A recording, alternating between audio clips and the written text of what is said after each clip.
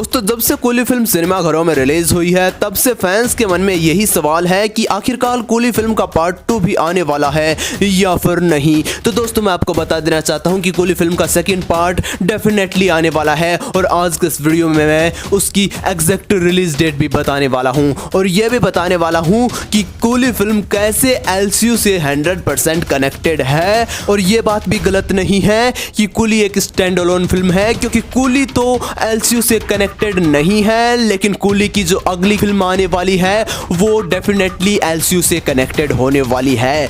और साथ ही साथ मैं कूली फिल्म के पार्ट 2 की पूरी एग्जैक्ट स्टोरी एक्सप्लेन करने वाला हूं आज ही के इस वीडियो में और यह भी बताने वाला हूं कि आखिरकार कूली फिल्म अच्छी होने के बाद में भी कैसे फैंस को डिसअपॉइंट कर रही है। इन सारी ही चीजों के बारे में आज के इस वीडियो में डिस्कस करने वाले हैं और एलसीयू 2.0 के बारे में भी जानेंगे कि क्या कूली फिल्म से एक नई यूनिवर्स की शुरुआत हुई है या फिर नहीं। तो दोस्तों इत्मीनान से बैठ जाइए और वीडियो को पूरा जरूर देखिएगा, क्योंकि दोस्तों मैं दावे के साथ कहता हूं कि मैंने इस वीडियो में जो बातें बताई है वो YouTube पर अभी तक किसी ने भी नहीं बताई। क्योंकि दोस्तों बहुत से लोगों ने वीडियोस डाले हैं कूली के सेकंड पार्ट पर, लेकिन बाहर से तो सेकंड पार्ट का नाम डाल दिया, अंदर आप वीडियो देखेंगे तो सिर्फ और सिर्फ वो कूली फिल्म की कहानी को एक्सप्लेन कर रही हैं, लेकिन जो एलसीयू के बारे में यानी कि लोकेश कनकराज सिनेमैटिक यूनिवर्स के बारे में मैं बातें बताने वाला हूं आज के इस वीडियो में कूली के रिलेटेड, वो अभी तक YouTube पर किसी ने भी नहीं बताई है। तो दोस्तों वीडियो को पूरा जरूर देख लेना, क्योंकि बाद में आप पछताएंगे वीडियो को स्किप कर दिया तो दोस्तों बिना वक्त जाया किए करते हैं वीडियो को स्टार्ट। दोस्तों सबसे पहले बात करते हैं कूली फिल्म की कहानी के बारे में। तो करीबन 30 साल पहले एक कूली जिसका नाम है देवा, वो साइमन के पिता जेवियर के लिए काम करता है, लेकिन सारे कूलियों को पता चलता है कि वो सब जिनके लिए काम कर रहे हैं वो बेसिकली ड्रग्स की इलीगल स्मगलिंग कर रहे हैं और उस स्मगलिंग के चक्कर में सारे कूली फंस जाते हैं। और कूली जब फंसते हैं तो कूलियों का मसीहा बनने के लिए आगे आ जाता है देवा, और उसी कारण से देवा का दोस्त राजशेखर जिसकी बहन की शादी भी देवा से हुई थी, तो 30 साल पहले ऐसा क्या हुआ कि उसे यह भी नहीं पता कि उसकी औलाद है या फिर नहीं। और जो राजशेखर की 3 बेटियां हैं उनमें सबसे बड़ी वाली बेटी वास्तव में देवा की ही बेटी है, और उसकी वाइफ की मौत कैसे हुई यानी कि देवा की वाइफ की मौत कैसे हुई ये किसको भी मालूम नहीं। इतना बड़ा क्या हादसा हुआ, इतनी बड़ी क्या लड़ाई हुई कि राजशेखर जो उसका जिगरी दोस्त था उसे देवा से अलग होना पड़ गया। राजशेखर की बेटियां भी देवा से नफरत करती है। इसके पीछे का कारण क्या है वही कहानी है कूली फिल्म के पार्ट 2 की। अब आगे बात कर लेते हैं कहानी के बारे में। तो 30 साल पहले कूलियों को बचाने के लिए देवा ने जेवियर को तो मार दिया, लेकिन अब राज है उसके बेटे साइमन का, जो कि गोल्ड की इलीगल स्मगलिंग करता है और उसकी आड़ में हार्ट ट्रैफिकिंग भी करता है, यानी कि लोगों का हार्ट निकाल कर बेचता है। लेकिन जो देवा का दोस्त है राजशेखर, वो एक नया इन्वेंशन करता है, मोबाइल क्रीमेटर बनाता है, जिससे किसी की भी बॉडी सेकंडों में डिस्पोज हो जाती है। और मजबूरी वर्ष राजशेखर को साइमन के लिए काम करना पड़ता है। और फिर एंट्री होती है दयाल की, जो कि पुलिस के लिए भी काम करता है, साइमन के लिए भी काम करता है, दोनों से पैसे लेता है और वो बेसिकली किसी का भी सगा नहीं है। वो राजशेखर को मार देता है और राजशेखर की मौत के बाद में उसका दोस्त देवा आता है और उसकी बेटी बड़ी वाली प्रीति, जो कि वास्तव में देवा की ही बेटी है, वो फिर से साइमन के पास आते हैं उसी मोबाइल क्रीमेटर को ऑपरेट करने के लिए, क्योंकि साइमन को जरूरी है लोगों की उस मशीन को ऑपरेट करने के लिए, बॉडी डिस्पोज करने के लिए, ताकि पुलिस के नजरों में वो न आ पाए। तो उसी खेल में दयाल देवा को ब्लैकमेल करता है, लेकिन देवा तो देवा है और वो फिर दयाल को ब्लैकमेल करता है उसकी वाइफ को पकड़कर, और एंड में देवा पाप जेवियर की तरह बेटे साइमन को भी मार देता है। लेकिन ट्विस्ट की शुरुआत होती है अब, क्योंकि 30 साल पहले जब देवा ने जेवियर को मारा था तो उसके साथ में साइमन तो खड़ा ही था जो अपने बाप की मौत को देख रहा था, लेकिन साथ साथ दहा यानी कि आमिर खान भी देख रहा था अपने पिता के साथ। और आमिर खान का पिता यानी कि दहा का पिता इतना ज्यादा क्यों डरता है देवा से? आखिर देवा ने 30 साल पहले ऐसा क्या ही कर दिया था जो हर कोई उससे खौफ खा रहा है? और एक नए कैरेक्टर का इंट्रोडक्शन होता है जो लोगों को लग रहा है कि सिर्फ एक वेस्ट कैमियो था, वो वेस्ट नहीं बल्कि इस लोकेश कनकराज सिनेमैटिक यूनिवर्स का पार्ट होने वाला है जिसका नाम है दहा, जो कि आमिर खान के साथ जुड़ा हुआ है। तो दोस्तों मैं आपको बता देना चाहता हूं कि कुछ दिनों पहले हमारे पास अपडेट आई थी कि लोकेश कनकराज आमिर खान के साथ एक अलग फिल्म बनाने वाले हैं, बेहतरीन सी। तो दोस्तों एक बात मैं आपको बता देना चाहता हूं कि लोकेश कनकराज के पास अगली फिल्मों की कमी नहीं है। वो कैथी 2 पर काम कर रहे हैं, लियो 2, विक्रम 2, कूली 2, रोलेक्स और प्रभास के साथ भी एक फिल्म साइन कर दी। उसके बाद में वो आमिर खान के साथ फिल्म क्यों ही साइन करेंगे, क्योंकि अभी तो उनका लाइनअप काफी ज्यादा बड़ा है, यानी कि जिससे पता चलता है कि कूली भी एलसीयू का पार्ट होने वाली है। तो फिर लोकेश कनकराज ने ये क्यों कहा कि कूली एक स्टैंड अलोन फिल्म है, तो इसको भी मैं क्लियर कर देता हूँ। बेसिकली दोस्तों जब लोकेश कनकराज कूली को बना रहे थे तो उनके माइंड में कोई भी ऐसा नहीं था कि मैं इस फिल्म को एलसीयू से कनेक्ट करूं, लेकिन जैसे जैसे उन्होंने इस फिल्म का अनाउंसमेंट किया, पोस्टर डाले, फैंस के मन में बस एक ही सवाल था, एलसीयू से कनेक्टेड है ये फिल्म, एलसीयू से कोई ना कोई कनेक्शन हमें देखने को मिल जाए। तो दोस्तों लोकेश कनकराज ने पहले भी एक इंटरव्यू में कहा है कि मैंने इस लोकेश कनकराज सिनेमैटिक यूनिवर्स को नहीं बनाया, ये अपने आप बनता चला गया फैंस की डिमांड से। और ऐसा ही कूली फिल्म के साथ में भी हुआ है, क्योंकि दोस्तों कूली फिल्म के अंदर बहुत सी स्टोरियां अधूरी छोड़ दी लोकेश कनकराज ने। वो पहले इसको पार्ट नहीं बनाना चाहते थे, लेकिन अब वो भी चाहते हैं कि coolie Lokesh Kanakraj cinematic universe का पार्ट बने। और दोस्तों लोकेश कनकराज भी मजबूर हो चुके हैं, क्योंकि वो जो भी फिल्म बनाने जाते हैं हर कोई सिर्फ एलसीयू का इंतजार कर रहा है। उन्हें और फिल्मों से कोई भी कुछ भी नहीं पड़ी, उन्हें सिर्फ एलसीयू की ही फिल्में देखनी है। ये सोच रहे होंगे कि कूली अगर एलसीयू से कनेक्टेड है तो लोकेश कनकराज ने इस फिल्म में हमें हिंट क्यों नहीं दिए, क्योंकि दोस्तों लोकेश कनकराज का इतना बड़ा लाइनअप आगे बचा हुआ है, बहुत सारी फिल्मों पर काम कर रहे हैं, बेंज भी आ रही है, लियो 2, कैथी 2 अगली फिल्म होने वाली है, रोलेक्स पर भी काम कर रहे हैं। तो स्क्रिप्टिंग पूरी नहीं हुई, कूली को वो एलसीयू से पूरी तरीके से नहीं जोड़ पाए, इसलिए वो कनेक्शन नहीं दिखा पाए। ऐसे कूली को एलसीयू से जोड़ना है, ये अभी लोकेश कनकराज के माइंड में चल रहा है,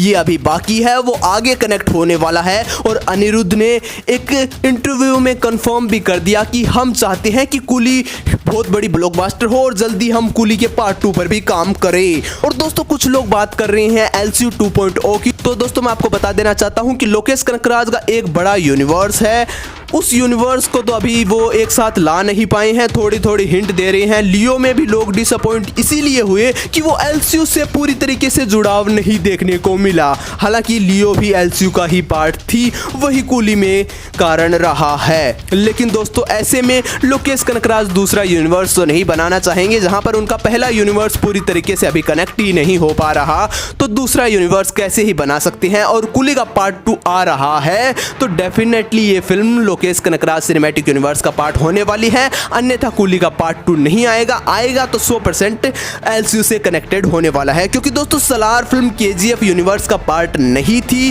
क्योंकि दोस्तों उसमें जो गरुड़ा का कैरेक्टर है वो अलग नाम से अलग कैरेक्टर से सलार के अंदर भी देखने को मिला, सेम एक्टर्स देखने को मिले, जिससे पता चल रहा था कि सलार एक अलग यूनिवर्स है। लेकिन कूली फिल्म में ऐसा कुछ भी नहीं है, सारे के सारे कैरेक्टर्स काफी ज्यादा डिफरेंट हैं, नए हैं और कुछ ना कुछ मैच खा रहा है, तो वो पिछली फिल्मों से कनेक्शन ही मैच खा रहा है, एलसीयू से कनेक्शन ही नजर आ रहा है। लेकिन कोई ऐसा कैरेक्टर नहीं जो लोकेश कनकराज की पहले वाली फिल्मों में अलग नाम से देखने को मिला था, इसमें अलग कैरेक्टर प्ले कर रहा है, ऐसा कुछ भी नहीं है। यानी कि लोकेश कनकराज खुद भी चाहते हैं कि वो कूली को आगे जाकर एलसीयू से कनेक्ट करे। अब वो कहानी क्या होने वाली है ये भी मैं आपको समझा देता हूं कि कूली के अगले पार्ट की और ज्यादा कहानी के बारे में बताने वाला हूं कि क्या कहानी होने वाली है। लेकिन उससे पहले ये बता देता हूं कि आखिरकार कूली फिल्म अच्छी होने के बाद में भी ऑडियंस काफी ज्यादा डिसअपॉइंट क्यों है। तो दोस्तों सबसे पहले तो ये मेकर्स की कमी है, फिल्म की कमी नहीं है। फिल्म काफी ज्यादा अच्छी है, मुझे शानदार लगी,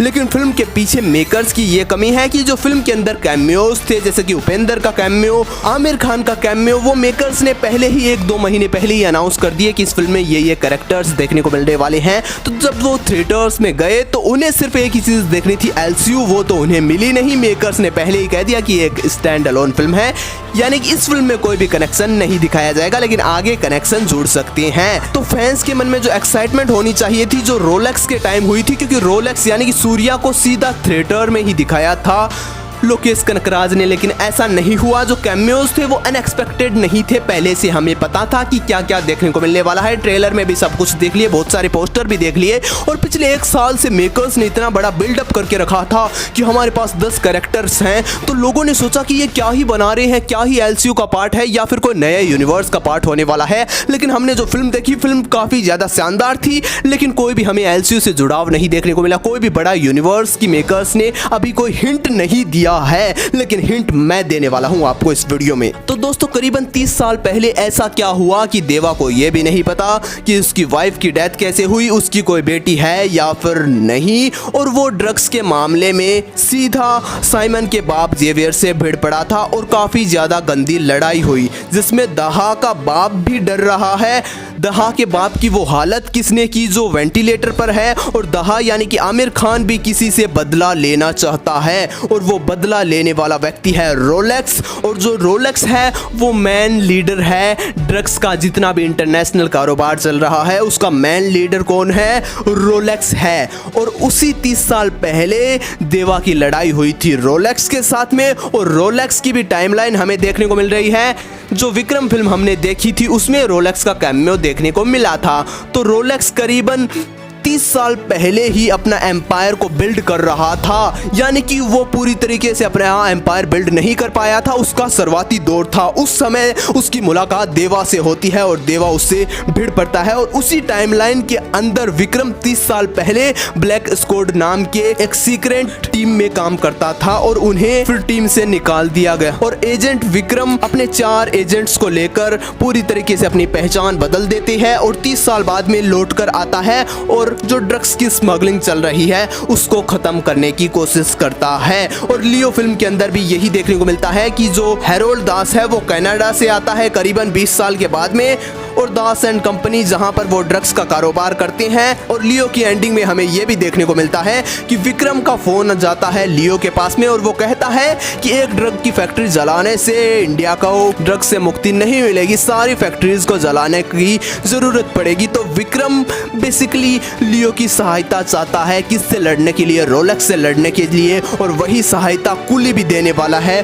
कूली यानी कि देवा, लियो, विक्रम तीनों मिलकर रोलेक्स की बैंड बजाने वाले हैं। लेकिन जो दहा है वो भी बहुत बड़ा स्मगलर है, गोल्ड की स्मगलिंग करता है, हार्ट ट्रैफिकिंग करता है, बहुत ज्यादा बड़ा गैंगस्टर है। यानी कि जिस लेवल पर ड्रग्स की स्मगलिंग रोलेक्स कर रहा है उस लेवल पर दहा भी गोल्ड की और हार्ट की स्मगलिंग कर रहा है। यानी कि एक इंटरनेशनल बहुत बड़ा सिंडिकेट होने वाला है जिसका मेंबर रोलेक्स भी होने वाला है, दहा यानी कि आमिर खान का कैरेक्टर होने वाला है। और बेंच के अंदर एक नया विलन हमें देखने को मिल रहा है जिसका नाम है वोल्टर। वो तीनों विलन एक साथ मिलकर हमारे तीनों हीरो की बैंड बजाने वाले हैं, विक्रम, लियो, कूली और कैथी भी उसी में हमें देखने को मिलने वाला है। अब ये है कनेक्शन, मैंने आपको पूरा समझा दिया क्योंकि जो टाइमलाइन है वो कूली फिल्म की विक्रम फिल्म से मैच खाती हुई पूरी तरीके से नजर आ ही रही है। और जो कैलासा का कैरेक्टर है यानी कि उपेंद्र का कैरेक्टर है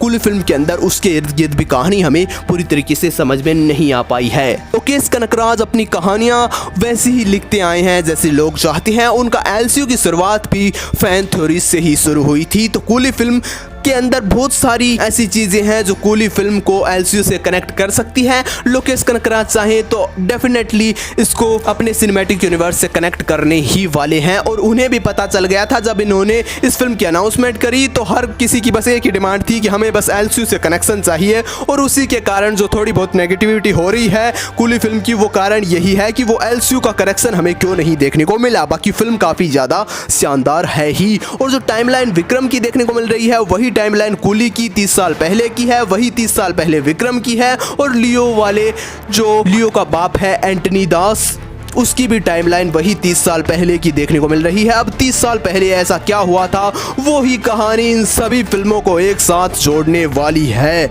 और ये डेफिनेटली आपस में कनेक्टेड तो है ही। तो दोस्तों मैंने पूरी की पूरी कहानी एक्सप्लेन कर दी, पूरी के पूरी यूनिवर्स को एक साथ लाकर दिखा दिया। और मैं आपको बता देना चाहता हूँ कि लोकेश कनकराज कूली के बाद में कैथी 2 पर काम कर रही हैं। एक बेंच फिल्म है जिसमें साथ में वो डायरेक्शन थोड़ा दे रहे हैं, दूसरे डायरेक्टर बना रहे हैं उसको। वो डेफिनेटली विक्रम के साथ उस फिल्म की टाइमलाइन चलने वाली है वो डेफिनेटली मेकर्स ने पहले ही कह दिया है कि एलसीयू का पार्ट है।